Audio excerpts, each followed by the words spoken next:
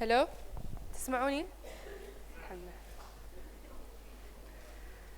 صباح الخير. أحب أن أشكر نقاط على دعوتهم لي لحضور هذا التجمع الثقافي الرائع والذي يهدف إلى تشجيع الفن والثقافة في الكويت. وأرجو أن تعذروا ضعف لغتي العربية، هذا ليش لازم أقرأ من الورقة، كانوا يسموني أم البدليات بالثانوية.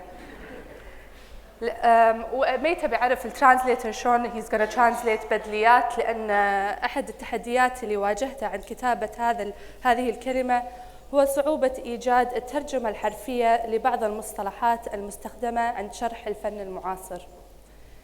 موضوع كلمة اليوم هو National Nostalgia أو حنين الكويتيين إلى الماضي.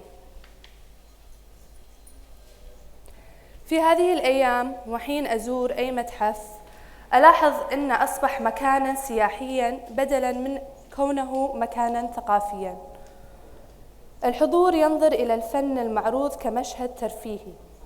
للأسف فإن معظم المؤسسات الفنية أصبحت تستخدم الفن كأداة تجارية بدلاً من أداة ثقافية. إذن هل نستطيع تقدير القيمة الحقيقية لأي عمل فني خارج إطار قيمة سوقية؟ على سبيل المثال، كيف يمكن للشخص أن يحلل ويفكر في سمك قرش ميت وهو من تصميم ديميان هيرست، كما يتساءل الناس عن فحوى لوحة غويرنيكا للفنان بيكاسو؟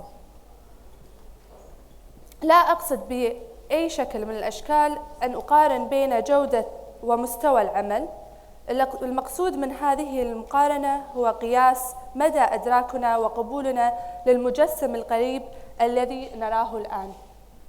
هل يقصد هيرست أن القاتل قتل؟ هل يعكس هذا المجسم نظرة متشائمة للحياة، حيث تصبح الحياة محصورة في علب زجاجية بمتحف معقم؟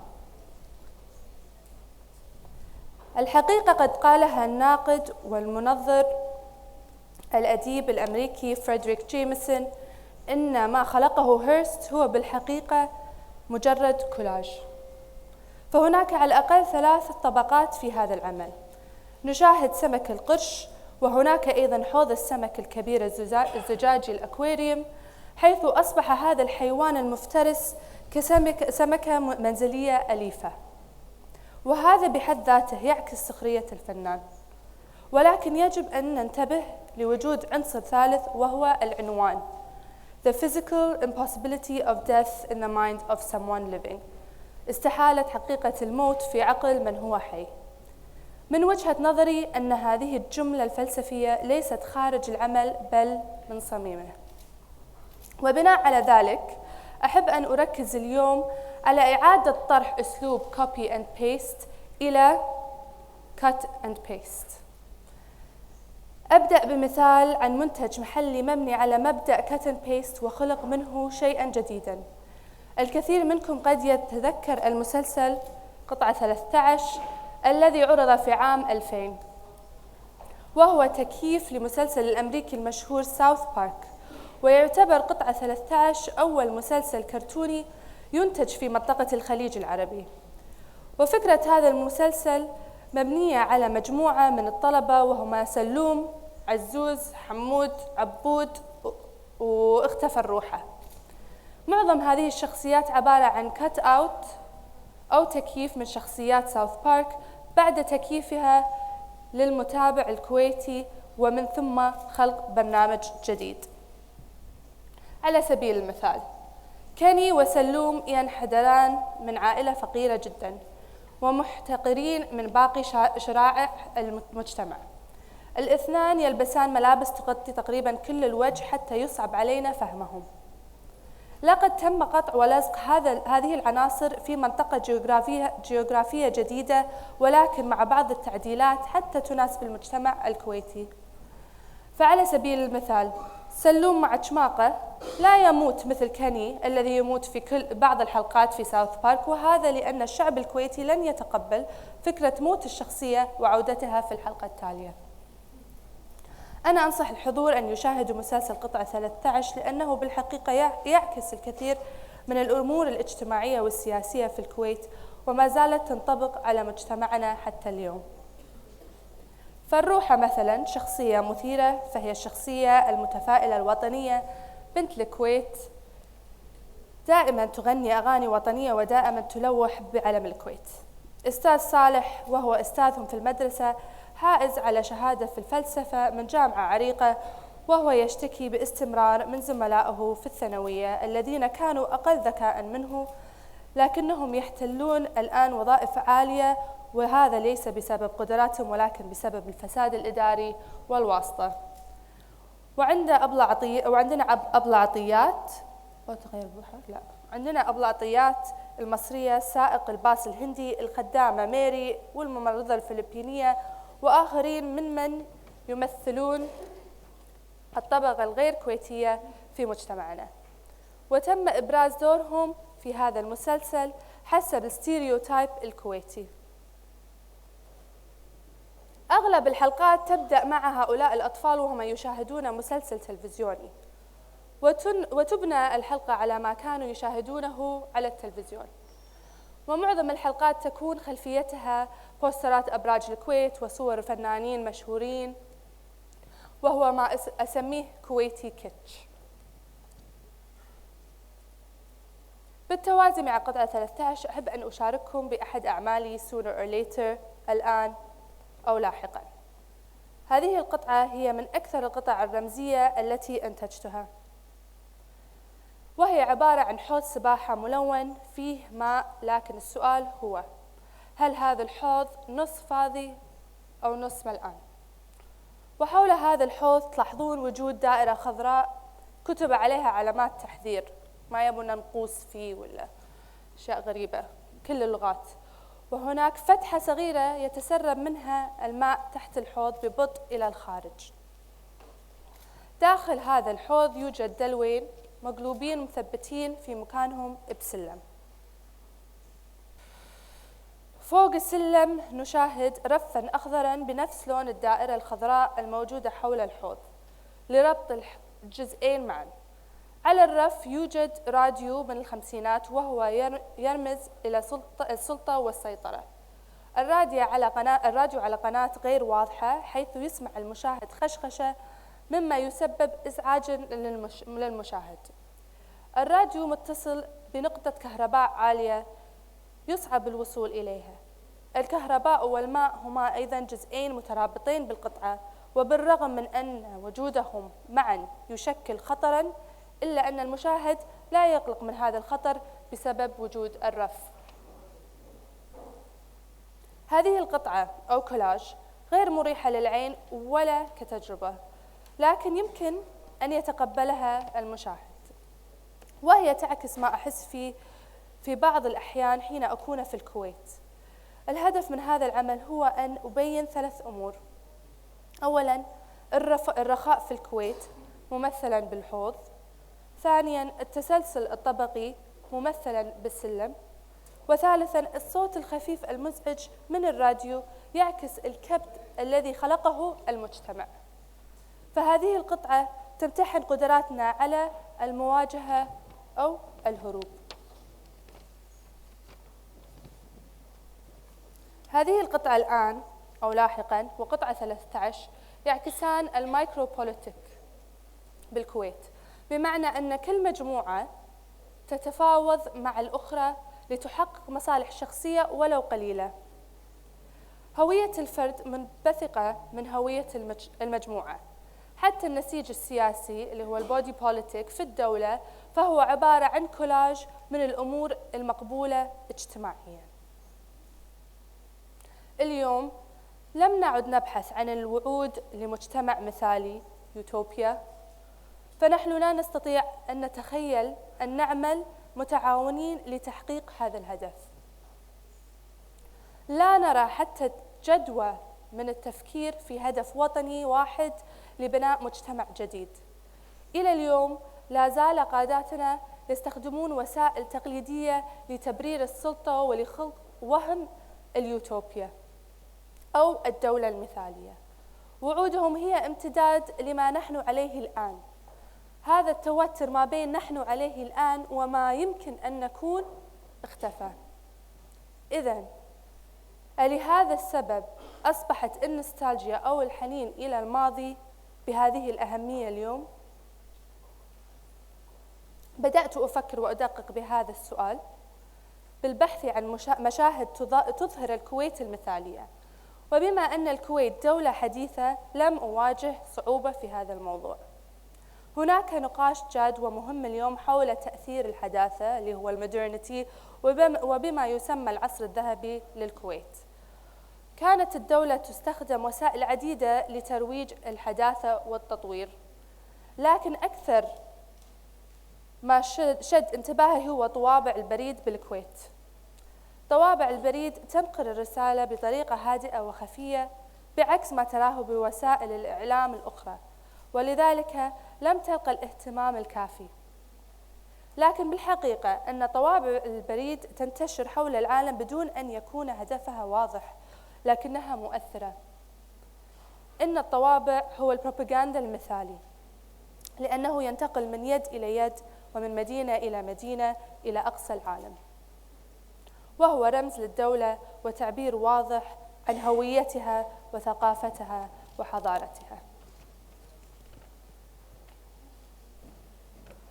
Culture Fair عبارة عن مجموعة طوابع بريدية كويتية من عام 1940 إلى 1980 وتعكس عصر الحداثة في الكويت. شرحت وعدت لصق طبقات على كل طابع لمحاولة مسح الفكرة الأصلية للطابع واستبداله بفكرتي عن طريق الكولاج. ثم وضعت كل طابع تحت عدسة مكبرة لإبراز الطابع، ووضعت كل طابع منفرداً على قطعة من خشب صنوبر بعد صبغه باللون الغامق. المقصد من ذلك إظهار القطعة بشكل أفخم، لأنه من الضروري أن تكون القاعدة مهمة مثل الطابع لاكتمال الصورة.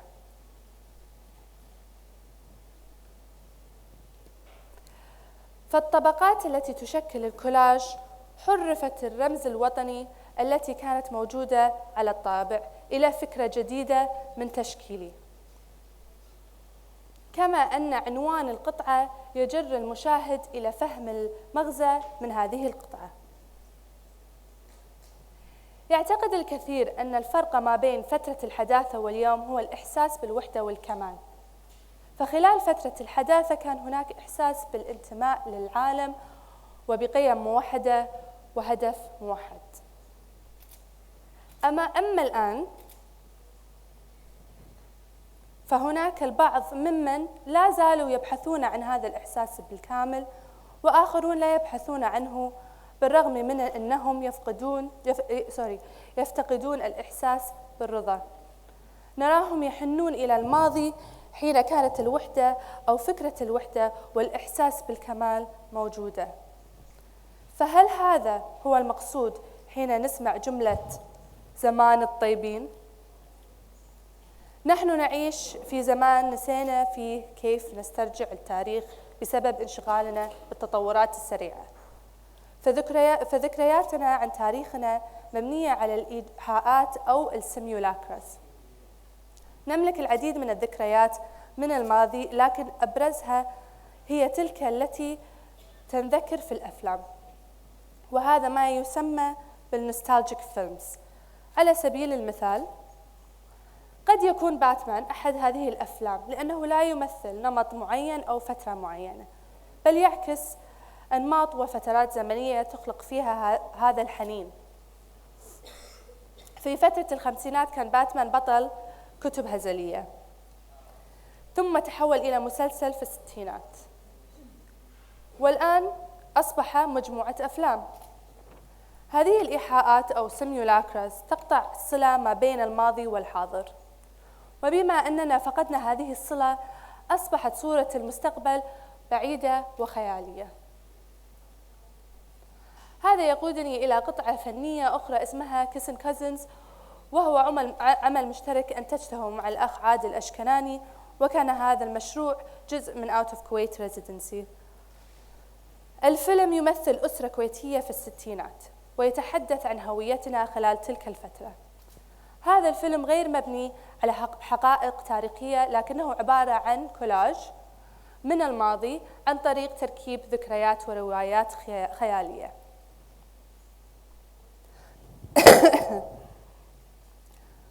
تم تصوير الفيديو في غرفة صممت كبيت كويتي قديم من الطين حتى تنقل المشاهد إلى الماضي. هذه الغرفة تخلق الجو المناسب لرواية ما يحدث داخل هذه الأسرة، بالرغم من أن القصة سطحية، فهي تستخدم العادات والتقاليد للتذكير بالثقافة الاجتماعية لتلك الفترة. وحيث أن مشاهدة الفيلم يراد منها استخراج ذكريات من الماضي القديم، إلا أن المشاهد يدرك أننا لا نزال حتى اليوم نعيش في نفس هذه التناقضات. أحببت من خلال هذا الفيلم أن أبين للمشاهد أننا نركز على سلبيات الماضي التي لا نزال نمارسها في حياتنا حتى اليوم، بدلاً من التركيز على ما فقدناه. يبدأ الفيلم بالتصوير الأسود الأبيض وبصوت وصورة مشوشة، ونشهد آلتين مختلفتين وهما الراديو والبشتختة، وهناك مطربين مشهورين متناقضين وهما أم كلثوم والفيس بريسلي. وعلى الرغم من الاختلاف الكبير بين الأسطوانتين باللغة والموسيقى والمسطر، إلا أنه عند سماع صوت الأذان تتحد الأسطوانتين وكأنهم من نفس المجموعة. فيبدأ الأب والابن بالصلاة، ويتحول الفيلم إلى فيلم ملون. صوت الأذان يستمر، ونشاهد الممثلين بملابس كويتية شعبية وهما يستمران في أداء الصلاة. وعندما يدرك المشاهد أن المنظر الذي يراه الآن لم يعد يمثل الماضي، بل هو حالة موجودة في معظم البيوت الكويتية الآن. حتى نفهم ونستوعب معنى الحنين إلى الماضي، يجب علينا أن نفهم من نحن ومن أصبحنا. عندما ننزع هذه الطبقة من الكولاج، قد ندرك أن هذا الحنين لم يكن مبنياً على الحقيقة. وشكراً لاستماعكم.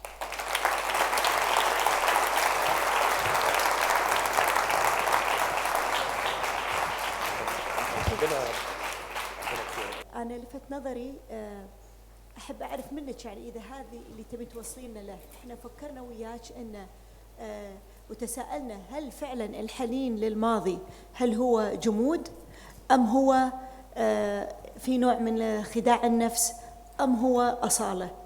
يعني يا ريت بس توضحي لنا أنت شنو حبيتي تقولين. والله عندي مايك مشكورة. أنا أشوفها خدعة نوعا من ما، لأن نتأمل بأيام مثلا زمن الطيبين، ونتأمل ونفكر بهالأشياء من ناحية معينة.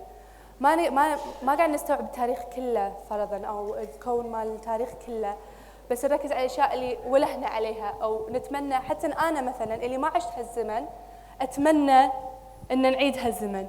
ليش؟ أنا ما كنت أدري شنو صاير بهالزمن، فش من وين قاعد يجي هالحنين؟ وهالحنين أحس، وهذا اللي كنت قاعدة أجرب أشرحها، هل هو لأن كان في نوع من الوحدة أو إن التوحد، أو كنا عندنا فكرة واحدة قبل الحداثة علشان نعيش الحداثة مع بعض وكانت خدعة حق نفسنا، ولا أن في بعضنا ما كانوا يبون يستمرون بهالطريقة، أو أن العالم تغير بشكل سريع ما قدرنا نلحق عليه. فهذه أسئلة أنا ما لي جواب لها يعني، بس ودي أن نفكر عن الحاضر قبل ما نقعد نفكر عن الماضي علشان نستوعب شنو كان الماضي.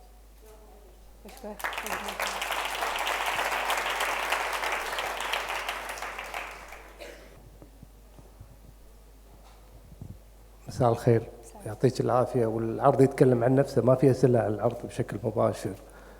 ولو اني مهتم اني بس شوي اعرف الباك جراوند مالت حضرتك. انت مصنفه كفنانه بس واضح انك دارسه يمكن سوسيولوجي. لا والله. اي اقرا وايد أي. اقرا وايد أي. وماخذه كورسات بالسوسيو ايكونومي ما شاء الله. أي. جلوبلايزيشن وهالناحيه، وكاتبه وايد عن الكويت. بس حلو. الباك جراوند مالي كان بالهندسه المعماريه اساسا. ممتاز. أنا سؤالي ما يتعلق على العرض، لأن مثل ما قلت يتكلم عن نفسه بشكل أعتقد يعني أكثر من واضح، ولو أن اللي تطرقتي له هو يعني يمكن أبروتش بوست مودرن، ما بعد الحداثة لقضية الحداثة. صح. أي بس سؤالي وهو يعني واضح أن إحنا كل اللي بالغرفة يمكن نعرف بعضنا بعض ونتلاقى مع بعض في أماكن حقيقية وافتراضية مثل فيسبوك، ودائما نكلم أنفسنا. اللي تكلمتي عنه هو شيء يتعلق بالمين ستريم، يعني خارج المألوف، ومهم انه يوصل للمين ستريم. فسؤالي لحضرتك والباقي المشاركين، شلون هالمسائل وهالاسئله اللي انا ما اعتبرها اجوبه ولكنها اسئله حقيقيه، شلون ممكن توصل للمين ستريم وعبر اي قنوات؟ شكرا. والله اشوف هذا اليوم مثلا كنقاط is one way of doing it يعني. وثانيا من بالكويت يعني عندنا يعني طبعا احنا we're very socially active، ندش كل انحاء السوشيال ميديا يعني. احنا we're I think one of the most active people in the world in that sense، نقرع بهالموضوع.